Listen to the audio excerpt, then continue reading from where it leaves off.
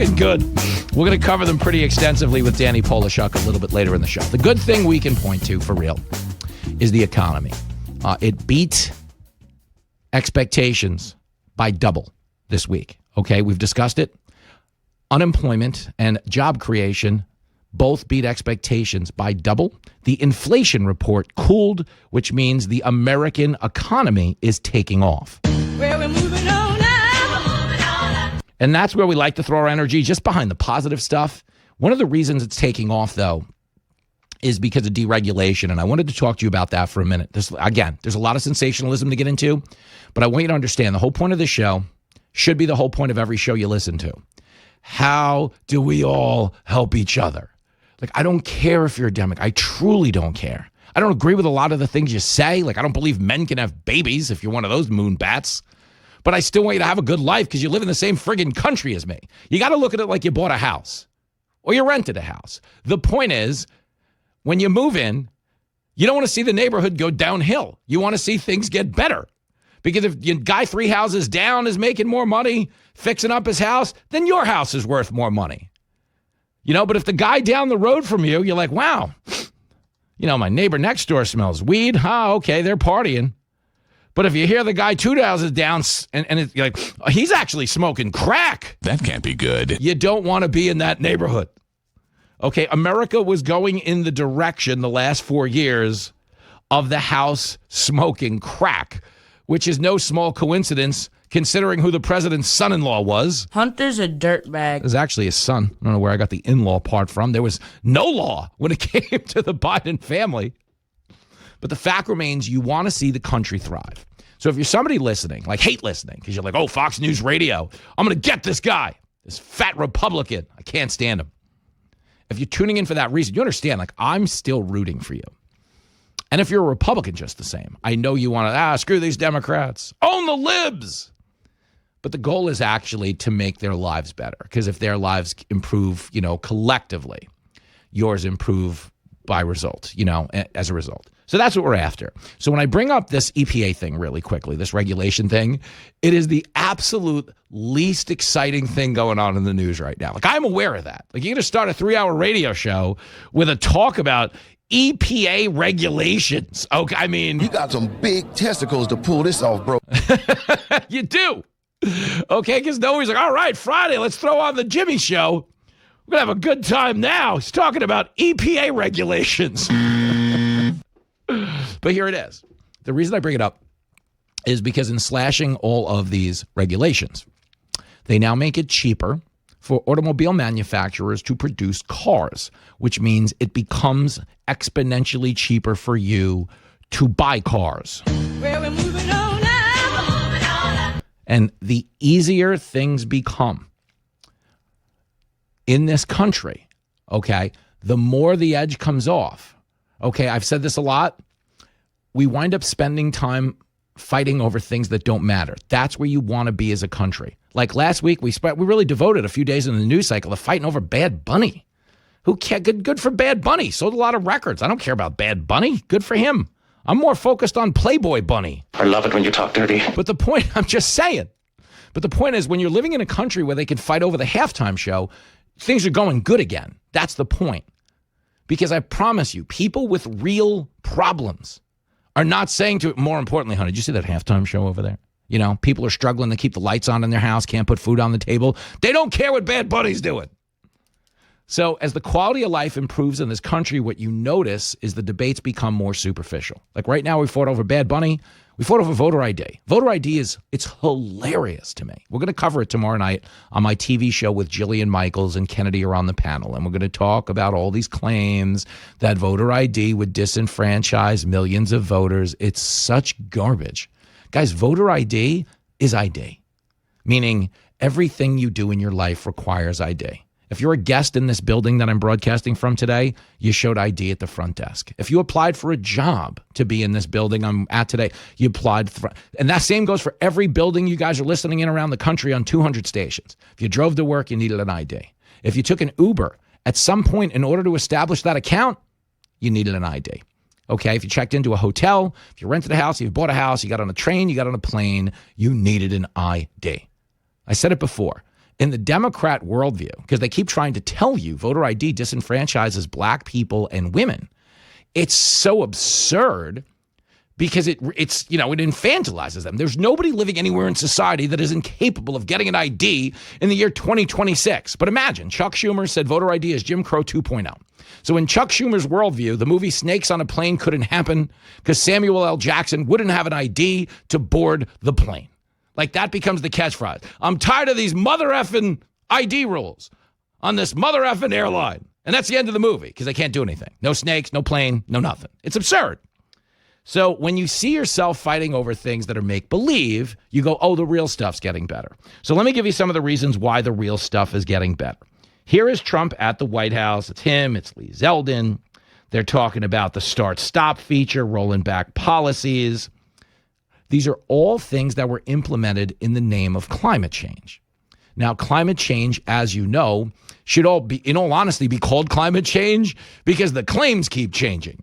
You know, the only thing that stays the same is the request. Please give us money. Okay, in the 70s, we were all going to freeze to death. We had an impending ice age coming.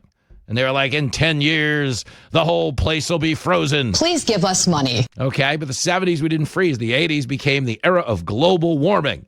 They were like the ozone layer, global warming. We're all going to melt. Please give us money. Oh, wow. Well, we were going to freeze. Now we're melting. And then the temperature didn't increase. So they were like, well, it's climate change. You know, the weather's just unpredictable. You never know what's going to happen. So please give us money. And that's become the mantra of the climate movement. The only data we have is that the people pushing it are getting really, really rich. Money, money, money, money, money, money, money. John Kerry, a guy who says you got to fly commercial, cannot fly private. You got to minimize your carbon footprint. Get an electric vehicle, use the environmentally friendly light bulbs, change the stove. Okay, and minimize your carbon footprint, he said, before jumping on a private plane and flying back across the world. That's just how white folks will do you. So the point is, number one, the climate stuff is a fraud. China owns 99% of the rare earth minerals that we use to manufacture green energy. And I really want you to wrap your head around that. China's our biggest geopolitical foe in the world. They out-pollute the 16 biggest industrialized nations by 5-1. So you understand, we share a planet with China. So if they're not cutting emissions, it doesn't matter what we do. It's the same planet. Like, here's the deal. If you put up a sign on your pool that says no peeing in the pool, and you respect that sign, none of it matters if somebody jumps into the same pool and starts peeing. And that's all climate change is, unless you bring China to the table. You're putting up a no peeing sign, but somebody's not respecting 99% of the pool. It's a problem. So when I see this stuff get rolled back, and, you know, I see a guy like David Muir at ABC who has fantastic hair. But David Muir's a jackass. He's the guy that got caught with the clothespin when he was covering the California wildfires because he was trying to make his jacket look tighter. Guys, do you know how big of a self-absorbed a-hole you have to be to try to look hot standing next to a fire? I think he's got a point. I mean, come on, man. But here's David Muir saying Trump has rejected the science. Now, I only bring this up because one thing you're going to notice is he doesn't tell you what the science is. Why? Because they don't have any. Here it is, clip 5. Tonight, President Trump has repealed U.S. power to regulate climate in this country. The president officially rejecting the science. And what this now clears the way for. Critics tonight arguing this is not only dangerous for the environment, but for your health. Oh, God. Wait, can I just stop you right there, guys? The power to regulate climate. That is a fact check false. Guys, we don't have the power to control the weather. You understand? Stop it. What are you even talking about? The power to regulate climate. God, when I was a little kid, if you met a guy on the train and he was like, I can control the weather, they put the guy in a home, tied him up tight in a straitjacket, and were like, look out the window for a few months, try to get it under control. Nowadays, the guy's like, I can control the weather. They put him on ABC News. They're like, congratulations, you're the anchor. It's absurd on its face. We could never control the weather. And as it pertains to the power of regulation, do you know that since 1980, we have cut national emissions by 55%, not because of government regulation, but because of improvements in technology? They want to burn less fuel by design. Why? Because it costs them less money to make a product. They want vehicles to be more fuel efficient on the road. Why? Because it costs them less money to ship them. Do you dig? Burning extra fuel is inefficient. So it has nothing to do with climate change or the ability to control the weather, and everything to do with controlling you. Bingo. When you make mandates at a government level, you got to drive this car. They're forcing you to drive a certain car. Okay? And that, by design, empowers certain people who are profiting off of a certain type of fuel production.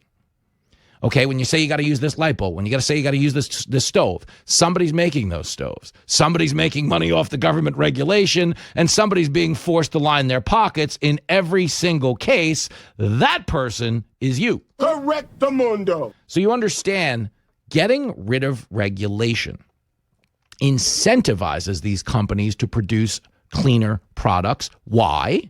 Because the cleaner and more efficient they are, the better their bottom lines become. And the whole canard of electric cars, and that's what Donald Trump rolled back. You know what electric cars run on, guys? Fossil fuels.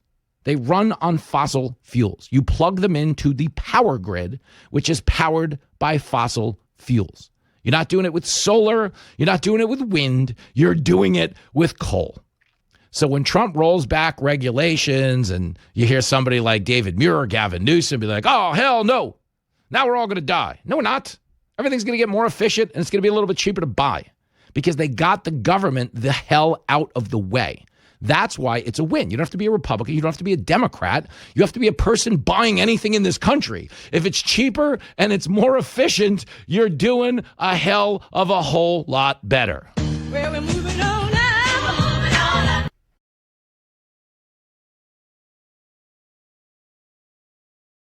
From everywhere USA, it's Fox Across America with Jimmy Failla. Oh, hot damn, hour number 2. Alive and well on Fox Across America with Jimmy Failla. It's a stacked deck Friday episode of the show. Comedian Danny Polishuk is going to be here. My son, Lincoln Failla, is going to be here as well. We just got back the results of that paternity test all these years later. Jenny, I owe you an apology. Here I was fighting a landscaper all this time, but it turns out he is mine. Joining me now, America's sweetheart, former Miss Central New Jersey, superstar, TV pundit, Instagram influencer, social media woman about town. We are talking about Justine Brooke Murray, who is here at the top of the hour. Do you realize that's a high honor in radio? It is a very high honor. I'm so glad I could hopefully live up to the intro. Yeah, you should know. You should probably go back out to the car and get that tiara of yours and throw it back. I mean, this is a big deal. Yeah. Your ship is, get down to the dock. Your ship is sailing in. In radio, you always put your guest in the middle of the hour, but it's a busy Friday and you're in town and we just needed to catch up. And I thought we'd have some you and me time. So away we go. Yeah, it's always good to see you. 888-788-9910 if you'd like to be seen as well. Mark Holton says he's calling in 20 minutes from now. Now, you don't know anything about Mark Holton because you're 12 years old. Yes. It's actually funny because I met Justine in the Epstein files, which is not true. It was the Justine files. The Justine file. I love that. Do you know, last night, I had to call my wife, this is real, and tell her I'm in the Epstein files 3 times. For real. Which is a really funny thing to drop on your wife. Mark Simone, Mr. New York, one of my stablemates on WOR, he was Googling like people he knows just to see if you come up. There are 3 times in the Epstein files where a guest on this show was mentioned. Uh-oh. Just as like, no, it was just, it's weird because it's just news articles. It's not like an Epstein email. Right. One is like he's talking about comedy. The other 2 are, and someone saw me saying something on TV, but the other 2 are people who are guests of the show. They just come up in the files. You can search yourself. You might be in there. I hope not. It's a weird, it's not the kind of thing you brag about at a party, but here we go. Take it away. You got to put it on your Twitter bio if you're in the files. I will actually admit we do have some people at the Media Research Center who we looked them up. Their articles were in the files. Yes, that's what I mean. Because of our incredible reporting. Of course, nothing other than that. Yes, Justine Brooke Murray here, and she says the Media Research Center writes for underage kids. They used to all write at T-Nick. Yeah, they're T-Nick, Teen Vogue, all the fun stuff. It's really funny. But yeah, it's crazy. So I was talking to Jenny last night, Jenny and Lincoln, for a little bit. When we got off the phone, I was like, oh my God, I forgot about the Epstein thing. And it's such a funny extra callback to me because it doesn't sound jokey. It sounds serious. Because how do you prep and by the way, I'm in the Epstein files. Yeah, you just have to like say it casually in conversation. Oh, la-di-da. Oh, anyway. Oh, how was work today, sweetheart? Oh, by the way, I'm in the Epstein file. No biggie. You Lincoln, might see that. Lincoln, remember when I told you your Uncle Andrew was a prince? I mean, I meant it literally. He's literally a prince. Hence the accent. I kid.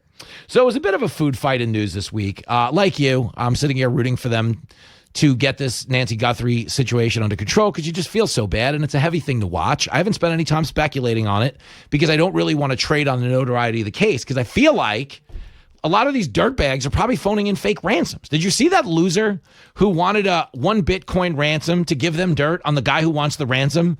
Like, that's just a dirtbag. What a sick, disgusting person you have to be to lie about an old lady. This is an 84-year-old woman. But my standards at this point are so low, and maybe it is because all these Epstein files have been released. But you can't really get lower than that. Yeah, boyfriend, after he asked for the ransom. I hope you had a good sit-down talk. I kid. And that's why I'm single again. He left you. It's like, that's why he needed the Bitcoin to move out. Oh, man. I read in the Epstein files this week, they were eating babies. I don't know if that was real or that was sensationalism, but it looked like a legitimate email. So my question to you is, how do you get to babies? Like, I know how I ate Chinese food for the first time. My buddy Joey Florio's mom bought it and was like, try this egg roll. It's fried. You like fried food. You're chubby. Have it. And that's how Chinese food happened to me. But how do babies start? Like, how do you get to baby? I don't have an answer. I don't know that you need to have one either. You know what? I really don't. But these are the these are the same people who love to sacrifice babies at Planned Parenthood. Oh, that's a good point. Did you see Gavin Newsom's dirtbag wife this week at the Planned Parenthood? She's like, we have some great women up here. I was like, do you? Yeah, look at all the people in pink she assembled. That's what she kept saying. Yeah. Focus on the people in pink. Focus on the people in pink. And she got all angry because reporters were asking difficult questions like, so why are a bunch of people leaving California? Why can't they afford to live here anymore? No. Don't you guys be sexist. Let's talk about the strong, empowered women who keep getting knocked up and are asking Gavin Newsom to spend $90 million of your taxpayer funding to murder responsibility. It's amazing. But the irony of it all is that after she did that whole song and dance and stomped around about women's rights, one of the reporters asked her, so what it would be like, what is it like as the first, not first lady, but the first partner? Yeah. The first person. I'm like, come on, it's so insulting. That's just as bad as that jackass Canadian sheriff. They've got a mass shooting, and he's like, the gun person. Like, I feel like you lose conversational consideration if you kill 10 people. Well, we really don't want to insult the murderer now by misgendering he, she, it. That's great. That's a much higher crime than murdering a bunch of people and eating babies. Sorry. She was the star of Fox News Saturday Night last weekend. Unfortunately, but you didn't steal the show. Breaking News stole the show. The show didn't air. Oh, of course. How great was Sergeant Slaughter? Oh, he was amazing. Yeah, go ahead. He's a little too tall. I had to look up to the sky. Yeah. And then I asked, how's the weather up there? But he didn't see me. But he did take a good promo shot choking you, which I thought was funny. Yeah. And I know you tipped him extra for that. I know how you roll. But what a lot of you guys don't get around the country is when the show doesn't air, it doesn't mean we don't do it. We just do it for the people who are there. So if you ever want to go see Fox News Saturday Night and you want to make sure you see it, you got to come to the studio because it happens either way. Come to the studio or else another kidnapping will stop come on, you from ever you don't know. it. Yeah, there's crazy stuff going on in this world. That's the point. Have you followed the voter ID charade? Because I just think it's so absurd. It's like Obamacare requires ID. How are you even allowed to come out with a straight face and say ID is bad if you require ID? Don't we need to bring back shame in society? I wish I knew this leftist argument when I was still underage and trying to hit up all the bars during college, because I could have just told the bartender, hey, you want my ID? Well, that makes you a Nazi. That makes you a bigot. How dare you? How dare you ask for my ID? This is discrimination here. I could have filed a lawsuit. You white supremacist bastard. But it's true. And that's the whole thing. It's like when Chuck Schumer goes, well, this is Jim Crow 2.0. I'm like, so you're telling me that 76% of black voters are voting for Jim Crow? Like, of course not. But that's like when you realize like they've gotten so lazy because this worked. This used to work. 5 years ago, this would have worked. If you said this is Jim Crow, people are like, well, I don't want to be associated with that. Or else they ain't black. Yeah. Let me bring it back for you. The kids haven't heard that one in a while. All-time classic. Do you have a problem figuring out whether you're for me or Trump and you ain't black? Do you know that was the last unscripted interview he did during that campaign? Because that was a Zoom interview with Charlemagne. And Charlemagne, who's in the iHeart media stable with myself, I see him a lot when I'm at WOR, also the host where Hillary said this. Hot sauce. Really? Yes. So for when she carried hot sauce in her purse. And for some reason, every Democrat self-destructs on that show. That's also where Kamala said she was smoking weed and listening to Tupac and Biggie in college, except there's one small problem. Neither one of them had put out an album until 15 years after she graduated college. She's so relatable, though. Did you see her social media post where she's trying to appeal to the youths now? Yeah. Greetings, youths. Can you try to maybe vote for me again in 2028, apparently? Hey, I don't know what you're doing today, but how would you like to throw your vote in a fire? I don't know what you got on the schedule. But Aunt Connie, she's got a little something for you. And you made it to New York. Mom Donnie's New York is as beautiful as you remember it being last Saturday night. Oh, yes. I had to step on the pillars of black snow and over the needles to get into the Fox building. Well, that's where the snow helps, Justine, because you don't notice as many of the needles when we have snow on the sidewalks. That's fair. It's less prickly. Yeah, it's a little bit easy. And the whole Mom Donnie thing, Polly Market made a free grocery store. Now, it's only for a few days, but they capitalist produced free groceries instead of the Mom Donnie socialist thing. Are you surprised? Frankly, I'm not, because it takes the capitalists to takes capitalists' parents to fund all those woke socialists going to college. It always comes down to other people's money, because these leftists, these young people, these NYU types, they think the money just flies out of the air. But it also isn't a surprise, because Mamdani, he's said a couple of times that, well, if things go wrong for him, he can just rely off his rich capitalist parents. Yep. They're not capitalists in theory, of course. Because they love to preach socialism too. Yeah. But yeah, this Polly Market thing will last for like one day before a bum walks in and craps all over the floor. Yeah, it happens. But I appreciate you not using Mikey's name when you said that. I'm kidding. Being silly. Justine Brooke Murray's in the house, but we've got a bonus guest coming after this.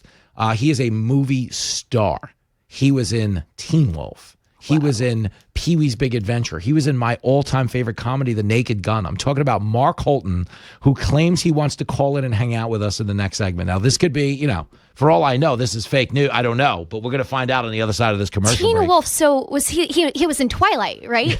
No, it's a different movie. Oh. Yeah, movie references don't hit the same way with a 12-year-old. Like, I mean, honestly, I don't know how the Epstein people did it all these years. How do you make small talk? I think I'm still too old for Epstein, even at 12. Justine Brooke They Murray. like babies. That's fair.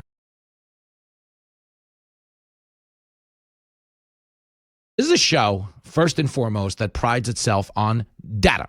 That's what I always say. Say, hey, man, when we get on the air, I don't have all the answers. I went to community college. Okay, and it was not easy going to community college. A lot of those days when we were smoking weed in the parking lot, it was cold. Okay, it's not easy.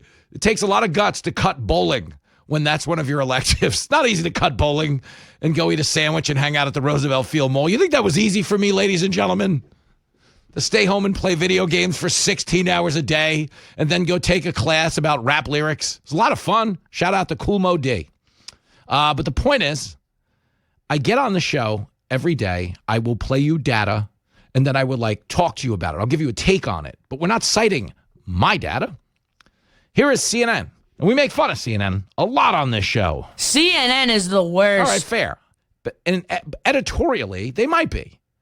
But when they're giving you stuff that's, I don't want to say pro-Trump. They're not rooting for him. But the data is siding with what he's doing. It's noteworthy. And I play their data or MSNBC's data or, the ABC report this week that Trump kicked Epstein out of Mar-a-Lago and called the cops on him. Yeah, file that under things you're never going to hear on MSNBC, ever. They're not going to acknowledge that. Are you crazy? They're going to keep peddling, oh, it's a cover-up. Have you ever lived at a dumber time in your life? The Democrats sat on the Epstein files for 4 years. The Republicans released them. And the Democrats are claiming the Republicans are guilty of a cover-up. Well, that's the dumbest thing I ever heard of. Tell them, Red Fox. It's nonsense. But the point is, okay, when it comes to all of this stuff, especially data, I don't ever want to give the people listening to the show who know I'm a Fox News TV host an opportunity to go, oh, well, yeah, I'm sure Fox News says it's good. So I don't play you Fox News data. I play you everybody else's. Here is CNN talking about the inflation report that came out today. Take it away. This is some encouraging news on the cost of living, right? Inflation took a big step in the right direction to start the year off. So consumer prices up by 2.4% year over year. That is an improvement from 2.7% in December that beat expectations, which were for 2.5%. In fact, this is a new 8-month low for annual inflation, month over month. Prices up by 0.2%. Also a step in the right direction, also beating expectation. Now, economists look really closely at core inflation, which excludes food and energy. Core inflation came in at 2.5%. That's notable because that's the lowest annual inflation rate for core since March of 2021, before the inflation crisis. You hear that? That is the lowest recorded rate of inflation since Joe Biden spiked it to the moon. Biden sucks. Guys, inflation's at core 2.5 right now. Do you know what it was under Biden? Are you listening? It was 9.6. 9.6. I repeat, 9. Do you know how much more money that cost the average family in a year when inflation's that high? Literally more than $5,000. Think about that. If you're a struggling single mom, your life was at least $5,000 a year more expensive under Joe Biden. And the jobs, the private sector didn't create. The government did. So your tax dollars went towards job creation, nothing out of the private sector. Any job creation you saw. A 3-letter word, jobs, Jobs, jobs. Every time I hear that clip, I'm like, is that AI? Is that fake? The answer would be no. The answer would be no. Joe Biden. It's a 3-letter word, jobs. Jobs. Just a bit outside. He tried the corner and missed. But we're talking about data. So, yes, I get on the air in a good mood. I'm the only guy in America leading a show with a discussion about regulation and core inflation. It's not exciting stuff, and I don't really know a lot about it. Okay, but I do know the fundamentals of what this means. If the interest rates are lower, it costs less money to borrow money. Okay, if the interest rates are lower, it costs less money to buy things. If the regulation gets rolled back, it costs less money to produce things. These just by default are good things. So I don't get on the air and root for something like, oh, this will be good for the Republicans. I just root for things that'll be good for all of us. We live here. That's it. We live here. We live in the same block. Whatever state you're in, whatever town you're in, you live in America, I live in America. The better America does, the better your life is worth. The better my life is worth. So why the hell are we fighting? It's so dumb. So I'm just not that guy. But here it is. Here's the rest. Jimmy's on his little televangelist kick today. I'm going to pass around a collection plate. Like one of these climate junkies. Let me give you some of the science. We can go back a long way. Do you want to start in like the 80s and have some fun? All right, let's do it. Here we go. The world is going to end in 12 this is years if recent. we don't address climate change. Hold on, let me stop it there. That's a recent clip. I'll play the old one after this since I started here. It starts with AOC. Here we go. The world is going to end in 12 years if we don't address climate change. It is clear the clock is not just ticking, it is banging. That's what's boiling the oceans, creating these atmospheric rivers and the rain bombs. Climate change is the crisis of our lifetime. We have an obligation to future generations. Just as the climate crisis is man-made, it's a scientific accepted fact around the world. I'm surrounded by idiots. Nobody has any proof that climate change is man-made. We can't control the weather. We have become more efficient because technology has evolved. But the point is, it's always emotional blackmail. The world, that's what AOC just said, the world is going to end in 12 years. Do you know when she said that? 10 years ago. AOC is a dope. So we got, the way she sees it, the world, climate change is so out of control. We got about 2 years to go, and we're out of here. AOC. But it's all emotional blackmail. Do it our way, or people will die. That's what they do with the trans stuff. Gender-affirming care. If you don't let these 5-year-old kids commit to a lifetime of reassignment surgeries, follow-up medications, they're going to kill themselves. I hope you're happy. Give them what they want or people will die. What's actually happening with the trans community, it's unfortunate, is a lot of people are getting what they want and killing us anyway because they're hopped up on meds, like that horrific situation up in Canada. Gross, terrible. And then the Canadian sheriff gets on TV and doesn't say gunman, he says gun person. That was embarrassing. It's a gun person? Don't you want to live in a world where we have more empathy for the people getting shot than the guy shooting them? Like, really, if you're going to be considerate, if you're going to tiptoe around the dead people, not the guy who killed 10 of them. Like, it's so bananas. It's so ass backwards. But we were talking about data. Let me give you a little more. Here's this greatest story in the world. So the Arctic ice shelf, which has grown in the last 5 years, meaning we have more now than we did 5 years ago. Here's John Kerry saying we wouldn't have any at all by the year 2014. He said, what I'm about to play you, he said in 2009, in 5 years, we won't have any. Okay, that's what he said. In 5 years, we won't have any. Right now, as we sit here, it's 15 years, 16 years. We have more than we've ever had in our lives. Again, you want the data. They told you we got the science is settled. Here you go. Sea ice, which is melting at a rate that the Arctic Ocean now increasingly is exposed. In 5 years, scientists predict we will have the first ice-free Arctic summer. We are going to have the first ice-free Arctic summer. You can't handle the truth. It's that the shelf is as vast and as thick as it has ever been. Do you understand? So when they say these things, it's all emotional blackmail. Give us the money or people will die. And again, that makes life a lot more expensive on all of us. Now, again, if this was true, then yeah, we don't want the people to die. I'll give you the money. And for a long time, people did give them the money. But they got tired of it because the money kept changing. Do you remember when this started with Save the Rainforest? Save the Rainforest. We've got to save the rainforest. And then we had a Rainforest Cafe. I like the Rainforest Cafe. They had a good burger. But we're saving the rainforest here. Come on. Got to raise awareness. Save the freaking rainforest, Jimmy. Eat your damn burger. A proceeds of today's sales will go towards saving the rainforest. Do you know what they did at the climate summit in Brazil this year? We covered it on Fox News Saturday night pretty extensively.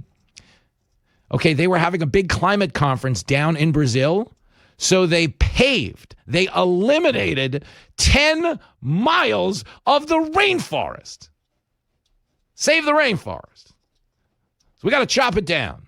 We're having a climate conference where all the diplomats are going to fly in and do what they do best, which is hookers. Oh, yes, I've read about that in the Bible. Guys, I was a cab driver for 10 years. Anytime there's an international conference, I don't mean to take it there, anything, whether it's the Super Bowl, whether it's the UN summit, whether it's the G7, it is the Super Bowl of hookers.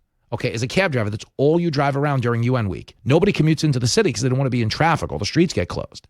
But you drive hookers off, and they keep you on call. Here's my card. Stick around. I'm going to be in and out of this embassy. You're taking me over there. It's like a known thing. It's just what they do. Okay? But I bring all of this up because I want to have a conversation that is, I just think real. I think that's the biggest problem. It's one of my arguments against censorship. It's like sometimes we put my TV show together and they're like, you can't say that on TV. I'm like, but it's the news. What do you mean? We can't report the news on TV? It's my favorite thing in the world. They'll bleep a curse on my show. Okay? Like of Donald Trump saying something. I'm like, no, the president said it. I'm just covering what he said. And I know there's like decency laws and all that, but it's like, you're getting mad at me. You should get mad at him. Or maybe you just shouldn't get mad at him because they're just words. Do you remember growing up in the sticks and stones will break my bones? That whole thing? We don't live in that world anymore. Now we live in a world where what you say is so much more important and consequential than what you do. Ask Kanye West. For real. This is a little out of left field. Kanye, some really bad comments about the Jewish community. And you got to watch that, because if you keep saying anti-Semitic stuff, they'll make you president of Harvard. And if that gig is taken, they'll make you the mayor of New York City. A lot of anti-Semitism out there in the news. But you think about the insanity that Kanye West is banned from the Grammys for saying terrible things on Twitter. Chris Brown was arrested for violently assaulting a woman. And do you know what he did last year? He won a Grammy. I'm not saying either are right. I'm just saying it's crazy that what you say is a lot more important than what you do. Okay, but when it comes to this conversation about the government and the place it's going to go next, a lot of it has to do with fraud. Tom Homan is trying to draw things down in Minneapolis today. Doesn't mean they're leaving. He said that on Ingram last night. They're not leaving. But they've gotten 4,000 violent criminals, meaning people with arrest records of armed robbery or higher. 4,000 people that either committed armed robbery, rape, assault, or murder have been taken out of Minneapolis. And to think they were fighting him from doing it under the guise that this was some type of a racial animus. America was built on immigration. Yeah, it was built on legal immigration. And the reason Latino voters swung to Trump by 44 points is because Latinos came here legally. They don't want unchecked mass migration, because it becomes a financial and logistical nightmare, and it makes the country they moved to look like the one they fled. They don't want that. That's why they're voting for Trump. It's nothing to do with racial animus. They're just voting for right and wrong. They're not voting for black and white or anything in between. And it's the same conversation around fraud. So as Homan is drawing things down in Minneapolis, they've recovered 3,000 missing children to go with those 4,000 violent criminals they've gotten rid of. I mean, in any other lifetime, this is the humanitarian story of the century. But in any other lifetime, you wouldn't have that many violent criminals to get rid of or that many missing kids. 500,000 kids went missing under Joe Biden, who crossed the border illegally. Okay, and I'm bringing all of this up because fraud, that's where this conversation is going to go next in Minneapolis. They were out there fighting ICE to the death because they want the impending fraud arrests to look retaliatory. They want to be able to get on TV and go, wow, you just watched us fight ICE for a month. Now they're locking us up for some bogus fraud. This is a weaponized government. I can't believe it. And that's where this is headed. We're going to discuss it in the next hour with Justine Brooke Murray. But you understand, when it comes to the matters of fraud, the reason it's a colorblind issue is because the people robbing the programs are robbing programs that were designated for people of the same color. Oh, wow. They're like, oh, you're just going after them because they're Somali. I'm like, but the programs are for Somali people. So if they're robbing it and shipping $700 million back to Somalia, you know who's getting screwed here in America? Somali people. But that's the point. We're living in this world where no one's having like a fully honest conversation. You know, the whole all the cards on the table. Maybe that's why I have this superpower, because I was such a degenerate gambler for most of my life. All the cards were always on the table. Unfortunately, they weren't going my way. And I'd usually, end up turning tricks behind the casino to get some bus fare home. What the hell did you just say? You know what I said. And by the way, your voice sounds familiar.